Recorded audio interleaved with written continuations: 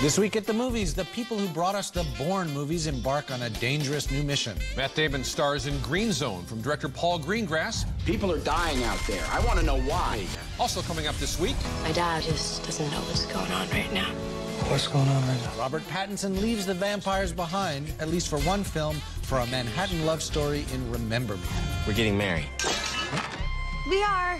And it's wedding bells and slapstick in the new comedy Our Family Wedding, starring Forrest Whitaker and America Ferrera. Plus, we announced the winners of our Outpick the Critics contest.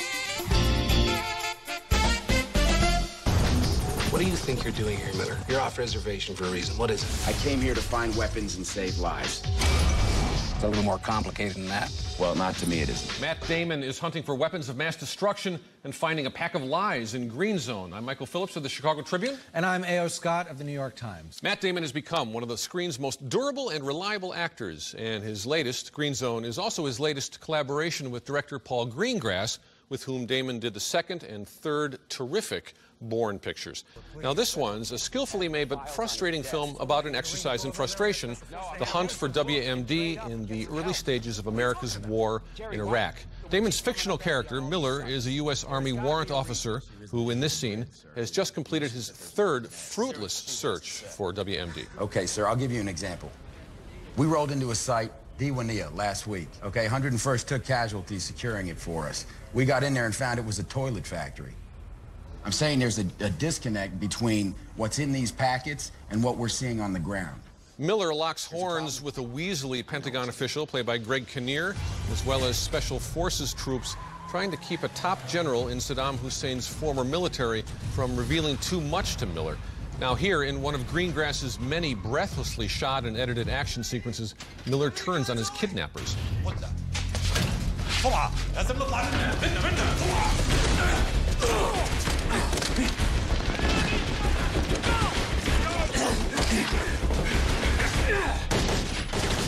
Brendan Gleeson plays a CIA analyst, and Amy Ryan plays a journalist, modeled on the New York Times' Judith Miller, who's been duped by Pentagon officials. I'm asking you, does it make sense to you that we're still coming up empty? No. No, it doesn't. This movie's never dull and often very exciting, and I can't say I disagree with its politics, but it's strange to see so much recent and well-documented history reprocessed as a Bourne-style study in relentless motion. On the other hand, Damon is rock solid, so Green Zone's intentions, I think, are conflicted, as are my feelings about it. I say it's a rent it, not a see it. That's right, Steve. I disagree. I say it's a see it, and also I disagree with the premise of what you were just saying, because I think that action movies, genre movies, thrillers, all kinds of, popcorn genres are a wonderful way to engage real political questions. Obviously, there's speculation, there's fictionalization. This is not a documentary about the early days of the war in Iraq, but it takes the ethical and political questions that were swirling around in Baghdad at that time very seriously, and dramatizes them, I think, in a very clear, effective, and thought-provoking way. I think maybe half the time it does that, but I think the other half of the time it's just laying down these polemical speeches in a way that none of the other Greengrass films deal with at all, People said when United 93 came out, Greengrass's United 93, one of the key films of the decade, I think, when that came out, people thought it is too soon, it's too soon for this, and I think they were wrong. I think that film was superb, and it was not too soon for that film. For me, Tony, this film, to kind of fictionalize all these events running up to the war and the reasons for the war, to turn that into kind of a more conventional thriller than you think it is, is depressing. See, I don't agree at all with what you're saying, because I think that there's a difference between fictionalizing and falsifying. And I think that you can use sometimes the techniques of fictional, even action filmmaking, to tell a story that is basically and substantially true. And I think that that's what this movie is doing. Moreover, I think what we've seen, just a sec, what we've seen with all of the Iraq movies that have come out so far, including The Hurt Locker, which we love, which deservedly won a Best Picture Oscar, is a bracketing of any of the political questions. Any of the questions of, like, what are these soldiers doing there? How did they get there? This movie goes there. goes and says, okay, this is what was going on with the cooked intelligence. I know, I agree. This is what was going on with the lies to the media. It's powerful stuff, Yes, it's good that it's asking these questions, but I think to turn this story into one man waging his own war on his own and basically kind of rewriting history as he goes, that does not play the situation truly. It plays it falsely, as you say. It dramatizes it. It does not play it falsely. Not well enough. Not well enough. What we can agree on is that Matt Damon, with those steely blue eyes and that stoic demeanor, is terrific in this movie, as he has been in so many others. We should talk about that a little bit later on. Sounds like a good idea. More Matt Damon later on. Okay. In our next movie, Our Family Wedding, America Ferrera and Lance Gross play Lucia and Marcus, a nice young couple who come home to Los Angeles to tell their folks that they want to get married. What ensues is partly a clash of cultures. He's African-American, she's Mexican-American, but more than that, it's a battle of the dads. Marcus's father, played by Forrest Whitaker, is a late-night DJ who collects ceramic vases, beautifully tailored shirts, and much younger girlfriends. Lucia's dad, played by Carlos Mencia, owns a prosperous auto detailing and towing business. These guys don't really get along. I told my car. There was a sign. You can't read. I graduated USC magna cum laude. Oh, you have a degree. Your voice down. Brother, I'm not your brother, hombre. Hombre, really? Dad. You people. You people. Oh, you people. Go ahead and say it. You want to say it, don't you? Go ahead and say it. Embarrass yourself in front of your daughter. Go ahead and say it. Say the word. He's a jerk. The issue between them has less to do with ethnicity or family values than with the fact that one of these men is an Oscar-winning actor and the other is, to put it generously, a second-rate stand-up comedian. This uneven casting is just one of many problems with this well-meaning, sometimes amusing picture. The pacing is slack, the story is a hodgepodge, and though it aims for a cross-cultural Tyler Perry-style blend of raucous humor and unabashed sentimentality, Our Family Wedding is alternately flat and overwrought. You may chuckle or go, "Oh, how sweet," once or twice, but you won't miss much if you skip it. I say skip it too, Tony, and I can attest that you did say, "Oh, how sweet," at least twice during this film. Well, America Ferrera is kind of sweet. No, I wouldn't fault the actors, although I think you're right about the mismatch at the top. I don't think Forrest Whitaker, who's got a very wide range, was ever destined to do the kind of comedy that involves a loose goat gobbling up a lot of Viagra. Also, it's not as funny as it should be. A loose goat with a belly full of Viagra, you know, would never be funny, never. But okay, racism, I believe, does exist in L.A., Tony, right? I think we can agree on that. Well, I've seen Crash, so I know it does.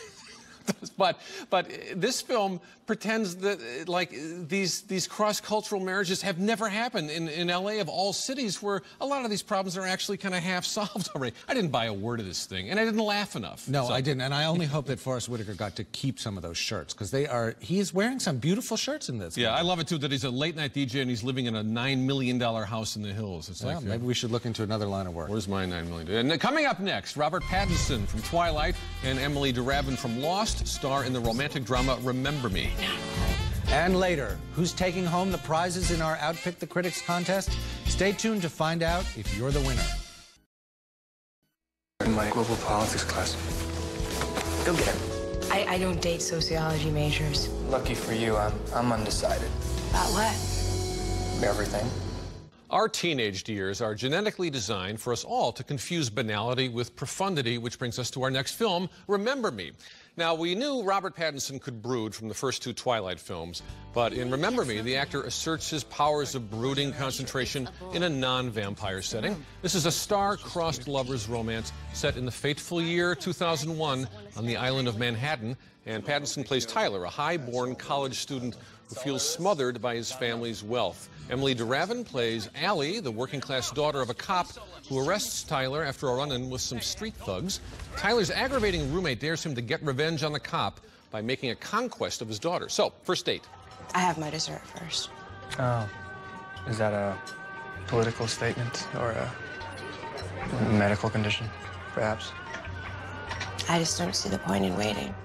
Both Tyler and Allie have suffered painful losses in their lives, which brings them together despite the circumstances of their meeting. Pierce Brosnan plays Tyler's Wall Street wizard of a father. Chris Cooper is the overprotective father of Allie. This is a film made by an interesting director, Alan Coulter, and it has an interesting cast. Why isn't this film more interesting? Because the script by Will Fetters relies on conversations like that restaurant scene that sound like they're coming from an alien race imitating human beings, imitating J.D. Salinger. well made with complete sincerity, but you can skip it. Tony? I think you are way too kind to this movie. I would say if this movie is playing at a theater near you, you might want to consider moving somewhere else. Okay, I just why? thought it was so, the combination of sentimentality and pretentiousness and a kind of heavy portent hanging over all of this, just, I found it unbearable. And I have to say something now that will get all of Team Edwards, you know, on my case in the worst way. Okay. Which is that Robert Pattinson is a terrible actor. Just look at this scene where he's throwing a tantrum in his dad's office. Why aren't you listening? I mean, why aren't you riveted? Why is this not the most important thing? Just for one night! Now, you like the Twilight movies, as did I. Kind of a guilty pleasure, but there it was. What's your feeling about Pattinson here? Why? Well, I mean, I don't think that anyone would say that the best thing about the Twilight movies is the acting of anyone in those movies. Right. And maybe he just does better when he's got, like, glitter all over his chest. But he's trying to do, you know, some sort of James Dean, you know, angry young intensity in this. And it just doesn't work. True enough. I do not blame the actors in this case, truly. No. I think they do pretty well with what they have, and what they have is pretty lousy, so the screenwriter gets the blame, I say. Coming up next, he's a loser, she's a hottie. I swear you have not seen this movie before. She's out of my league. Next week, Jennifer Aniston and Gerard Butler in The Bounty Hunter. I'm actually a former model. How long ago was that? Ben Stiller in Greenberg. Plus, an early review of How to Train Your Dragon. Next week at the movies. This is Molly. Hey, everybody. This is when you say hi, Molly. Who are you? She's Molly. Why is she here? She came with me. Did you hit her car or something? Next up is She's Out of My League. Here's a fresh idea for a romantic comedy. A guy who's like a total loser falls for a girl who's like a total hottie. And at the end, there's a frantic chase through the airport, this time with the inspired twist that the guy actually works at the airport. He's a security screener named Kirk, played by Jay Baruchel. Oh, did I mention that this guy has a pack of goofy, underachieving pals? Oh, yes, he does. Do you know what your problem is, Kirk? What? You're a moodle. A moodle? A man poodle. Girls, they want to take you out on a walk, they want to feed you, they want to cuddle you, but no girl wants to do the moodle. No one would ever do a moodle. No. Kirk's mismatched soulmate is Molly, played by Alice Eve. I could say more, but really, why bother? It's not like anyone involved with this movie bothered to come up with anything fresh or funny or interesting. It's got a stale premise, dumb jokes, characters who exist only to remind you of other characters in slightly better movies, so skip it is kind of an understatement. Just forget it. I say skip it too, and not just a slightly better movie, but an infinitely better movie, Knocked Up. This is clearly the knock-off version of Knocked Up, and it proves how difficult that kind of boys to men, you know, sort of like arrested adolescent sort of comedy is to pull off. And it's not enough to just sort of create a stable of pals and go back to the same old raunchy jokes. And just to go from like a raunchy joke to a sweet loving moment without any sort of modulation, without any sense of who the characters are, what they're feeling. Yeah, I agree. And I like Jay Baruchel. He was very good in Knocked Up, among other things. But this is not the starring vehicle that actually is good enough to support him. So, no, and it does have that sort of off-brand feel, like it's, you know, something that was on the shelf next to something else at the store. It's just as good. It's almost as good. Look, we got guys just like in the Judd Apatow movies. Tis not. No. Okay, time for some actual quality. And a gangster film that should have, I think, been this year's Oscar winner for Best Foreign Language Film. It's called A Prophet, and it's the story of Malik, a French Arab who lands in prison at age 19. There, he meets the Corsican mobster César, who makes the new kid an offer that, well, you remember the old Marlon Brando line? J'ai eu des problèmes dans la cour. Tu crois que tu vas tenir longtemps sans protection? Il y a un mec qui t'a parlé. Tu le connais? Pourquoi? Si tu le tues pas, c'est moi qui le tue. The consequences of that bloody murder haunt Malik, and though the film is essentially realistic, his victim becomes an on-screen ghost, a kind of spiritual guide to our hero as he climbs up the ladder of success inside and on one-day furloughs outside the prison walls. Pour moi, là, tu vois rien?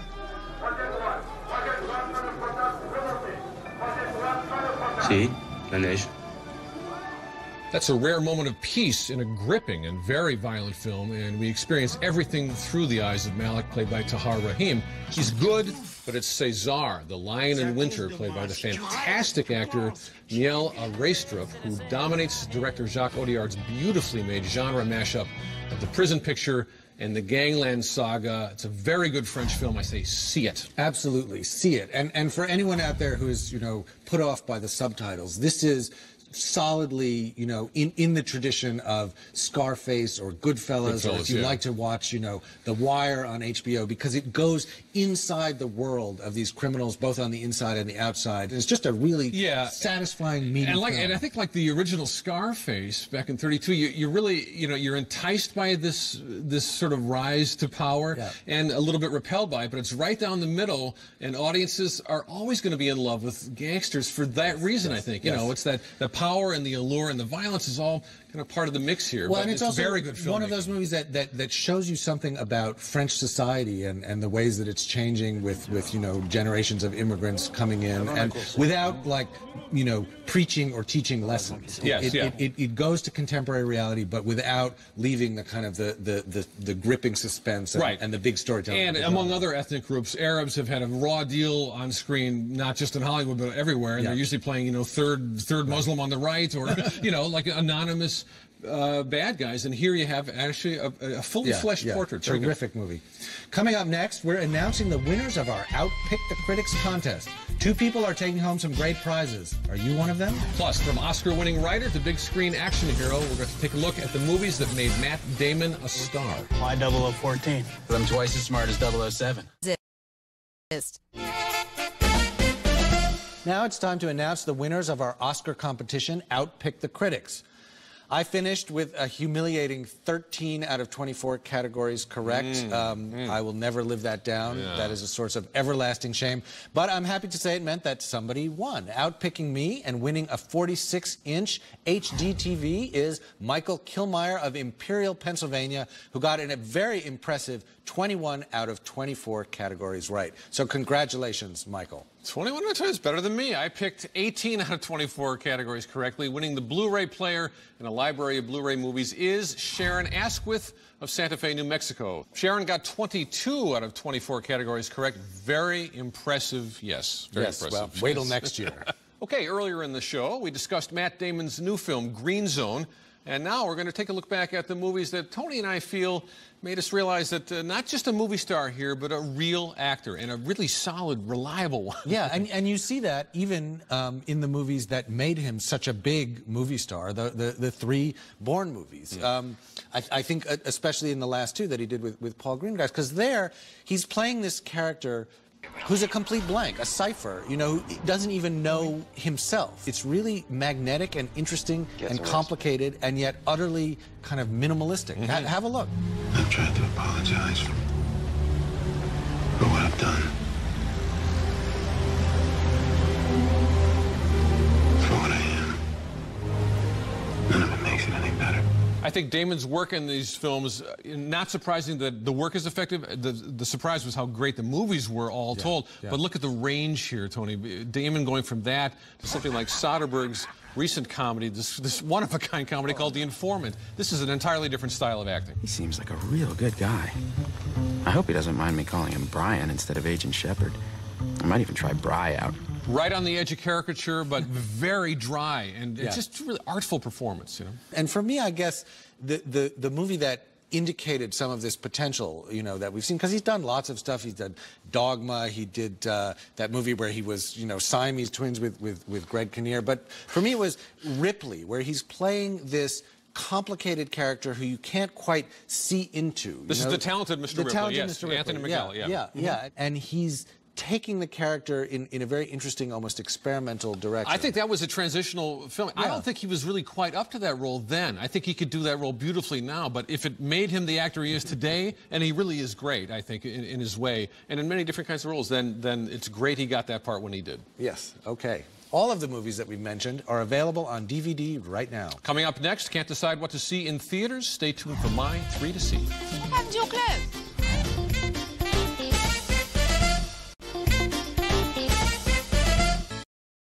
Hyatt Chicago, Chicago's award-winning hotel and luxury dining experience, located in the heart of Chicago's Magnificent Mile on Water Tower Square. Okay, time now for my 3 to see. Number 3, Alice in Wonderland, director Tim Burton's extravagant adaptation of the Lewis Carroll Alice books. Number 2, The Ghost Rider, a conspiracy thriller directed by Roman Polanski, starring Ewan McGregor and the very droll Olivia Williams and Pierce Brosnan. And number 1, a gangster film Tony and I liked a lot. It's called The Prophet, and it features the performance of the year by Neil Aristrup. All right, that's all the time we have. We'll leave you with a recap of this week's show. Now, you can join the discussion by following us on Facebook and Twitter. Just go to atthemoviestv.com to find out how. Join us next week for reviews of Ben Stiller in Greenberg and Kristen Stewart and Dakota Fanning in The Runaways. And until then, we'll be at the movies.